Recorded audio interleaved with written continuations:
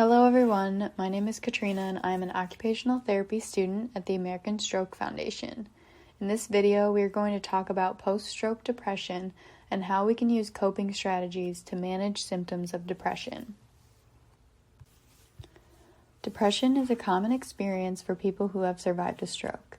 Depression can be caused by biochemical changes in the brain or as a reaction to the losses experienced after surviving a stroke. Having depression can make it more difficult to experience positive emotions. About 1/3 of people who have survived a stroke are affected by post-stroke depression. If you have a history of depression, you may be more likely to experience PSD. Don't ignore your depression. Recognizing and treating depression can improve your recovery. Identifying and understanding your symptoms is an important part of learning how to manage them. Common symptoms of depression include persistent feelings of sadness, anxiety, or an empty mood, restlessness and irritability, feelings of hopelessness, pessimism, guilt, worthlessness, or helplessness, loss of interest or pleasure in hobbies and activities, and decreased energy and fatigue, so feeling a little more slowed down. A few other symptoms of depression include difficulty concentrating, remembering, and making decisions.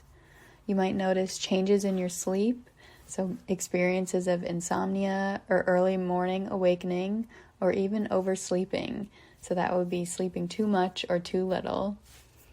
You might notice changes in your appetite or your weight, or you might have thoughts of death or suicide attempts.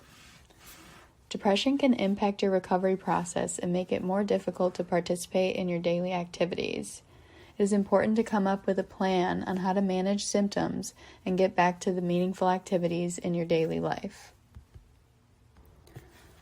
Post-stroke depression can be difficult to identify due to overlapping symptoms with other symptoms that occur after surviving a stroke. Post-stroke depression is a treatable condition once identified. Treatment can help improve mood and boost both physical and cognitive recovery. One treatment option is to get support from a psychologist who can guide you through counseling. You can also seek support from a psychiatrist who can evaluate if medication is the right option for you. It is common for people to utilize a combination of counseling and medication together. Education and management is another form of treatment. Through this approach, cognitive rehabilitation, speech-language therapy, occupational therapy, and physical therapy are a few services that are core to the rehabilitation process. Social support is also very important in the recovery process. Building a strong support system that you trust can help support your success throughout treatment and recovery process. Many people may utilize a combination of treatment approaches that are unique to their specific needs. Reach out to your healthcare team to explore what treatment options work best for you. In this video, we are going to talk about a few coping strategies that we can practice in our daily lives to help manage symptoms of depression. Depending on your unique situation, coping strategies may be only one piece of the puzzle. Coping strategies can be used in combination with other treatment methods like medication or counseling, and it can be beneficial to have these familiar coping strategies to refer to when you're going through a tough time. One way to manage depression is to check in with yourself daily and assess how you are feeling. When doing this, try to check in without judgment, understanding that there is no right or wrong way to feel. If you notice you are feeling down, you might try to talk to a friend or do an activity that brings you joy. If you notice you're feeling good, you can share that good mood with others or write it down to emphasize your good feelings. It is also helpful to educate yourself and others on the symptoms of stroke and how your stroke has impacted your life. Understanding your symptoms can make it easier to know what strategies will help to manage your symptoms. Also, get your body moving. Changes in hormone regulation can occur after surviving a stroke, which may lead to increases in cortisol levels, which is the stress hormone. Elevated cortisol can make you feel sluggish and fatigued. It can cause weight gain, affect your blood pressure, and lead to emotional changes.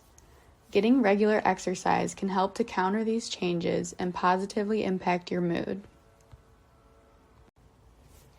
Another way to help manage depression is to simply support your health through healthy habits. Try to aim for about 8 hours of sleep a night, because getting too much or too little sleep can actually affect your mood. Practicing relaxation techniques can also help relieve symptoms of depression, reduce stress, and boost feelings of joy. Eating healthy can also promote positive changes in your mood. Make sure you aren't skipping meals, try to minimize your sugar intake, and boost your mood by eating more omega-3 fatty acids found in food like fish. Also, get your daily dose of sunlight. Sunlight can boost serotonin levels and improve your mood. Try to stay socially engaged. Joining things like exercise classes, support groups, and book clubs can help promote social engagement. Whether you are connecting with others in person or through a phone call or a video call, it is important to stay connected with your social network. Consider incorporating mindfulness activities in your daily life. Meditation, Tai Chi, yoga, or gentle stretching can help reduce stress and mental fatigue. It can also be helpful to seek out other survivors. It can be beneficial to talk to people who may be going through a similar experience. Also, stay in touch with your doctor. Mood disorders can arise at any time after surviving a stroke. Open communication with your healthcare team can help to identify symptoms of depression early on. Lastly, don't hesitate to get treatment. Treatment can help improve your overall recovery and quality of life. If you find yourself in crisis and need emergency support, there are many support lines available to contact. Calls are free and confidential. You may also make non-emergency calls to ask questions about the organization and the resources they provide. Feel free to check out the links listed under each organization for more information. Here are a few apps you can download on your device to support your recovery process.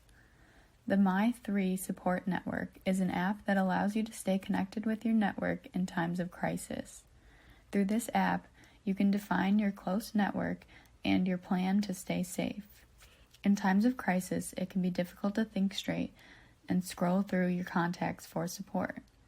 With this app, you can be prepared to help yourself in times of need and reach out to your top 3 supports that you trust. The Stanley Brown Safety Plan is an app where you can build your safety plan to refer to for support. A safety plan is a list of coping strategies and social supports that you can use if you are feeling distressed or suicidal.